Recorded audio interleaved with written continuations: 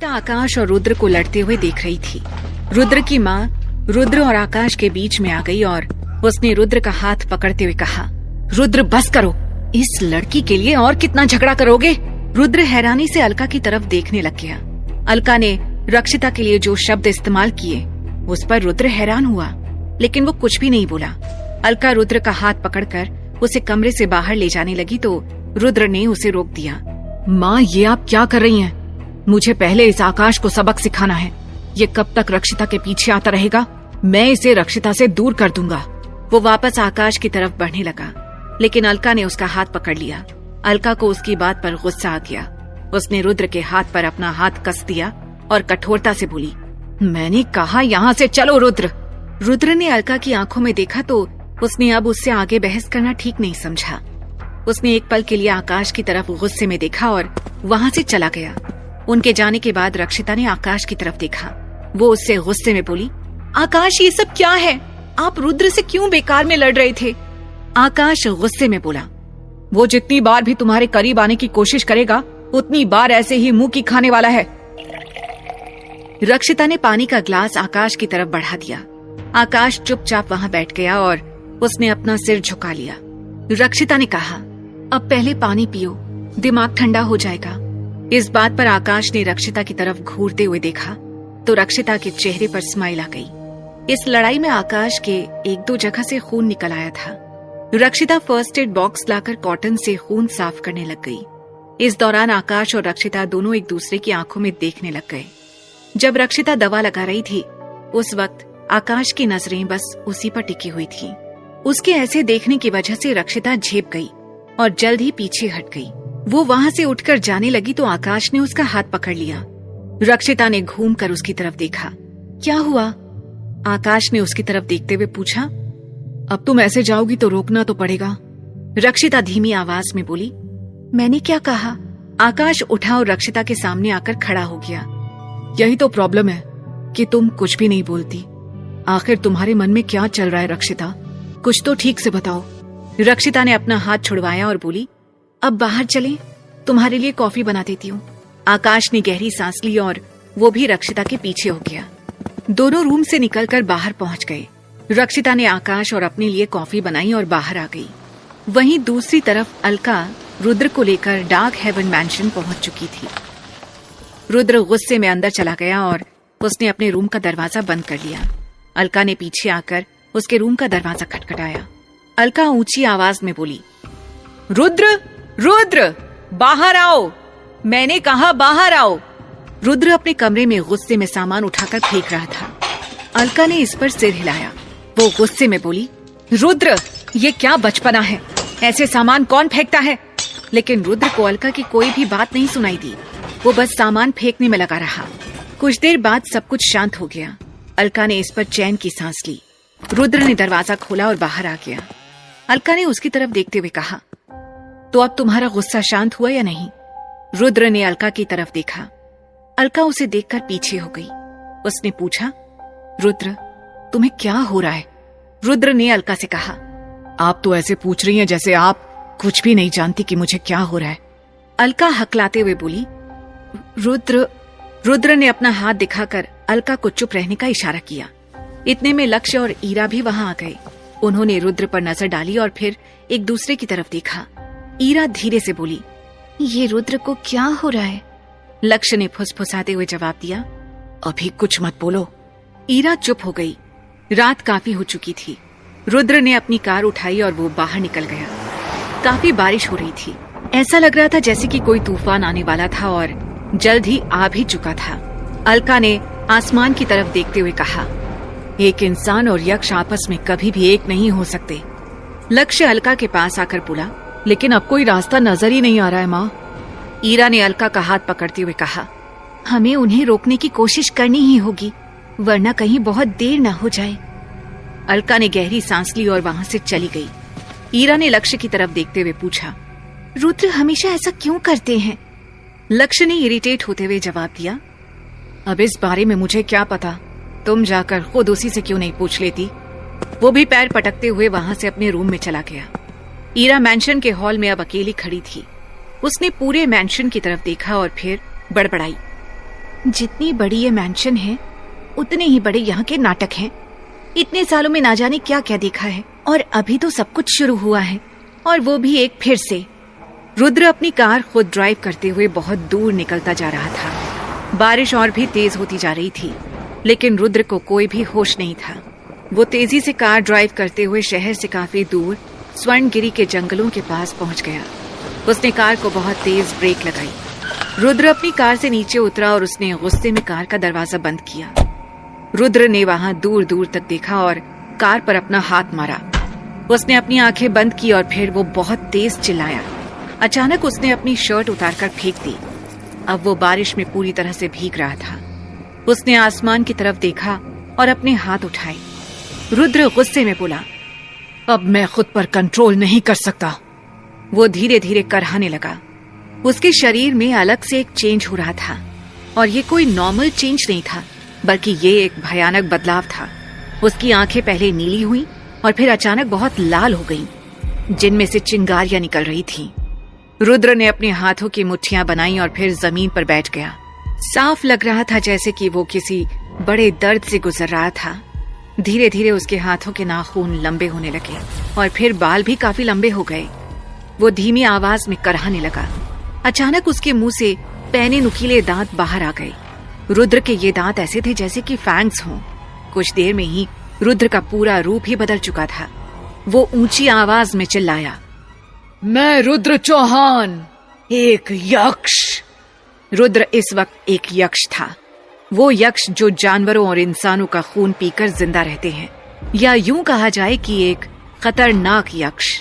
इस टाइम रुद्र यक्ष बनकर बहुत भयानक लग रहा था, क्योंकि इस वक्त वो शिकार करने के मूड में था। यक्ष की चिंगारियां बरसाती हुई आंखें अपना शिकार तलाश करने लगी। वो चीते की स्पीड से वहां से निकल गया और जंगल में दाखिल हो गया। रुद्र की तेज आंखों को जल्द ही अपना एक शिकार दिख गया। उसे देखकर रुद्र के अंदर की प्यास और भी बढ़ चुकी थी। उसके चेहरे पर एक डेविल स्माइल तैर गई। उसके सामने एक चीता था जो काफी बड़ा था। रुद्र बड़बड़ाया, इस चीता का खून तो सच में काफी टेस्टी होगा। दिल तो इंसान के शिकार का था, लेकिन फिलहाल उसके लिए मुझे खुद को रोकना होगा। उसने अपने कदम चीते की तरफ बढ़ा दिए। चीता उसे देखते ही हरकत में आ गया और जोर से गुर्राया। उसने एक लंबी छलांग मारी और वो यक्ष पर कूद गया। यक्ष उसके बोझ से नीचे जा गिरा, लेकिन वो अगले ही पल खड़ा हो गया। उसने और चीते ने एक दूसरे की आंखों में देखा। यक्ष हल्के से मुस्कुराया और वो चीते पर झपट पड़ा। चीता एक बार के लिए तो घबरा गया, लेकिन फिर उसने रुद्र पर हमला कर दिया। रुद्र एक यक्ष था और उसे हराना तो किसी के लिए भी आसान नहीं था। रुद्र ने चीते को हवा में इतनी ऊपर उछाला कि वो नीचे गिरते ही घायल हो गया।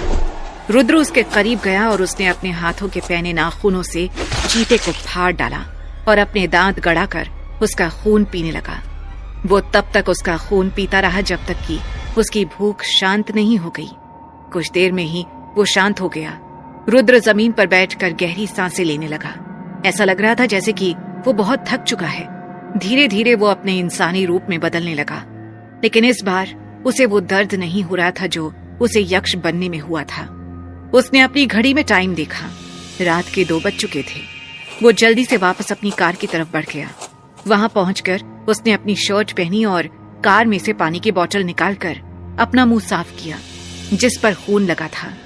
उसके बाद कार में बैठकर वो मैंशन की तरफ वापस मुड़ गया।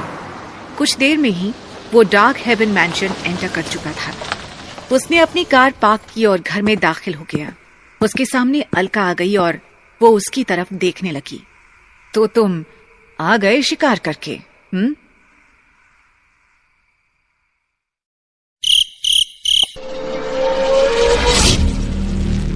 दरअसल रुद्र कोई और नहीं बल्कि यक्ष ही था, जो इंसानों की दुनिया में रुद्र के नाम से ही रह रहा था। उसे पता तक नहीं था कि जिस दिन उसकी असलियत के बारे में रक्षिता को पता चलेगा तब क्या होगा। और उसकी माँ की परेशान होने की वजह सिर्फ इतनी सी नहीं थी, जिसके कारण वो रक्षिता से उसे दूर करना चाहती थी, बल्कि कोई और ऐसा राज था जो उनके मन को अंदर से बेचैन कर रहा था। वो उसे रोकते हुए बोली, मुझे तुमसे रक्षिता के बारे में कुछ बात करनी है। यक्ष समझ गया कि फिर आज उसकी माँ रक्षिता को छोड़ने के लिए कहेगी। यक्ष ने अपनी माँ को समझाते हुए कहा, मैं उससे प्यार करता हूँ माँ, मैं नहीं रह सकता उसके बिना। और मुझे समझ नहीं आ रहा है कि आपको उससे दिक्कत क्या है। कमरे में अब लक्ष्य भी आ चुका था। उसने यक्ष के कंधे पर हाथ रखा और उसे समझाते हुए कहा, इन सब बातों का राज तुम्हारे अतीत में छिपा है और मत भूलो कि हम यक्ष हैं। भले ही तुम्हारा नाम यहाँ रुद्र हो, लेकिन हम यक्ष की दुनिया से ताल्लुक रखते हैं। मानव और हमारा मिलन असंभव है। इस पर रुद्र बना यक्ष झल्लाते हुए बोला, ये सब मैं नहीं सुनना चाहता लक्ष्य। मैंने एक बार फैसला कर लिया सो कर लिया। इतना कहकर यक्ष गुस्से में वहां से बाहर चला गया।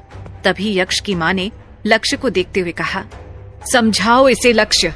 तुमको तो पता ही है कि पिछली बार क्या हुआ था, और इस बार अगर ऐसा कुछ हुआ तो मुझे डर है कि कहीं रुद्र कंट्रोल से बाहर ना हो जाए।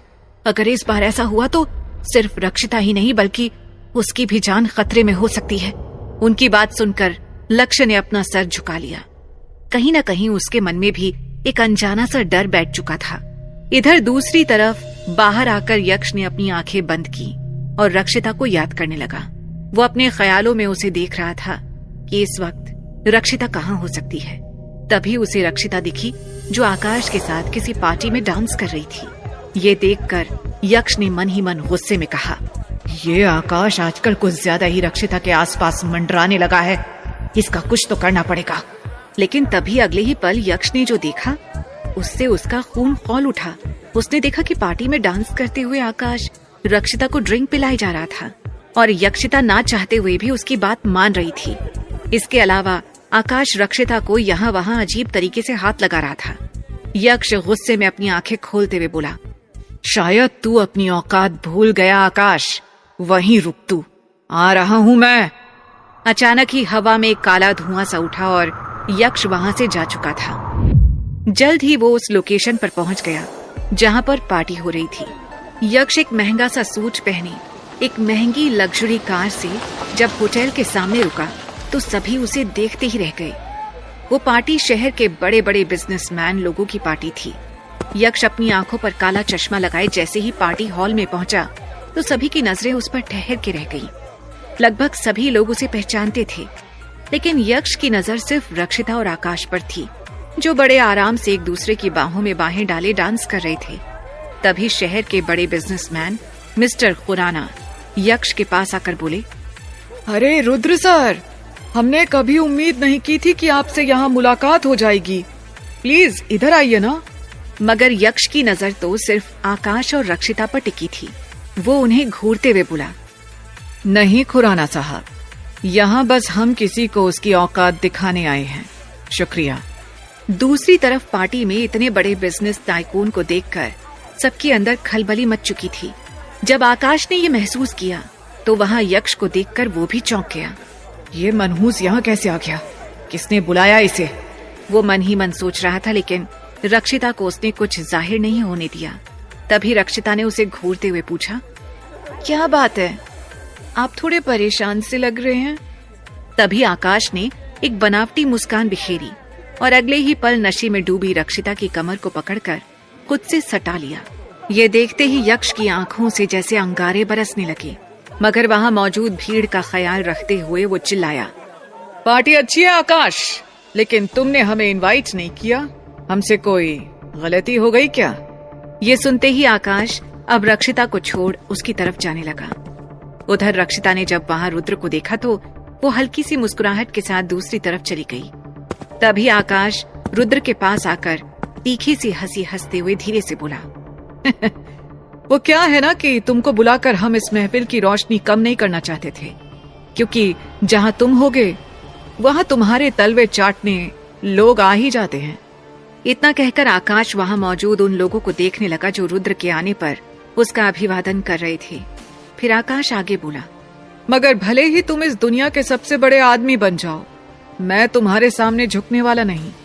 उसकी बात पर यक्ष ने मुस्कुराते हुए कहा, मुझे जरूरत नहीं पड़ी कभी किसी को झुकाने की आकाश, और मैं चाहता भी नहीं था कि कोई मेरे सामने झुके, पर आज तुम्हें मेरे सामने झुकना होगा। यक्ष के मुंह से ऐसी बातें सुनकर आकाश का चेहरा गुस्से से लाल हो गया। वो फिर से धीमी आवाज में बोला, तुम्हारा दिमाग खराब हो गया है मिस्टर रुद्र। अभी और इसी वक्त मेरी पार्टी से निकलो, वरना मुझसे बुरा कोई नहीं होगा। उसकी बात सुनकर रुद्र हल्के से हंसा, फिर एक चेयर पर बैठ गया। उसके बाद आकाश को सामने वाली चेयर पर बैठने का इशारा करते हुए कहा, अगर शांति से बात कर लो तो शायद अपनी बेइज्जती होने से बचा पाओ। तुम्हारे लिए एक बुरी खबर है मेरे पास। आकाश की समझ में नहीं आ रहा था कि वो क्या करे। उसने ध्यान से देखा तो सभी लोग उन्हीं दोनों को देख रहे थे। इसके अलावा वहां मीडिया वाले भी मौजूद थे और दूर बैठी रक्षिता अब नशे में होने के कारण एक चेयर पर सो गई थी। आकाश ने अब रुद्र का कहा मानना ही सही समझा। जैसे ही सामने वाली चेयर पर बैठा तो रुद्र ने उसे घूरते हुए कहा, मुझे ठीक से नहीं जानते तुम, इसलिए इस तरह की बातें कर रहे हो। खैर, एक बहुत बड़ी गलती की है तुमने, रक्षिता को छूने की गलती, और इसकी सजा तुम्हें मिलकर रहेगी। ये सुनते ही आकाश के गुस्से का पारा बढ़ गया। वो अपनी कुर्सी से उठकर बोला, तुम यहाँ मेरे ही होटल में आकर मेरी ही पार्टी में मुझे धमका रहे हो। इससे पहले कि मैं खुद तुम्हें धक्के मार कर यहाँ से निकालूं, खुद दफा हो जाओ। उनसे कुछ दूरी पर मौजूद लोगों की समझ में नहीं आ रहा था कि वो दोनों क्या बातें कर रहे हैं, और ना ही किसी की हिम्मत थी कि पास जाकर उनकी बातें सुन सके। तभी रुद्र ने हंसते हुए कहा, काम डाउन, ये गुस्से का वक्त नहीं है। गुस्सा तो तब आना चाहिए जब तुम्हें पता चले कि होटल मेरे नाम पर है। ये सुनते ही आकाश बुरी तरह से चौंक पड़ा। वो कुछ बोलने ही वाला था कि तभी रुद्र ने उसे मोबाइल पर कुछ पेपर्स दिखाते हुए कहा, ध्यान से देख लो इसे। बस कुछ देर पहले ही मेरे नाम हुआ है। अब ये कैसे हुआ ये सोचते रहना, लेकिन ये तो सिर्फ ट्रेलर है, असली झटका तो अभी बाकी है। आकाश हैरानी से उसका चेहरा देखने लगा तो रुद्र ने आगे कहा, तुम्हारी कंपनी के सारे इन्वेस्टर्स मेरे कांटेक्ट में हैं। मतलब मेरे एक इशारे पर तुम पूरी तरह से दिवालिया हो जाओगे। यकीन ना हो तो अपना मोबाइल उठाकर देख लो, जिसे तुमने हाथ भी नहीं लगाया रक्षिता के पास होने की वजह से। आकाश ने लपक कर अपना मोबाइल उठाया और उस पर देखा तो उसके कंपनी के सभी इन्वेस्टर्स के मैसेजेस थे, जिस पर लिखा था कि अगर उसने रुद्र सर की बात नहीं मानी तो वो उसकी कंपनी से हाथ पीछे खींच लेंगे। अब यक्ष ने अपना एक पैर दूसरे पैर पर रखा, फिर आंखों पर चश्मा चढ़ाते हुए कहा, तो बात तुम्हारे दिमाग में फिट हो गई लगता है। बात सिर्फ तुम्हें झुकाने की ही हुई थी ना। ये तुम्हारा सब कुछ तुमको वापस मिल सकता है, बस मेरे सामने झुककर। यहाँ मौजूद सभी लोगों से ये कहना है कि तुम मेरे किसी गुलाम की तरह हो। बिजनेस की दुनिया में तुम मेरे सामने अभी बच्चे हो, जो कि साबित भी हो चुका है। आकाश गुस्से के मारे अपने दांत पीसने लगा। उसे समझ नहीं आ रहा था कि वो क्या करे, लेकिन तभी उसके दिमाग में कोई खुराफाती सोच आई और वो बड़बड़ाते हुए खुद से बोला, अच्छा, तुझे तो मैं आज सबके सामने ऐसा सबक सिखाऊंगा कि कभी भी मुझसे उलझने की हिम्मत नहीं करेगा।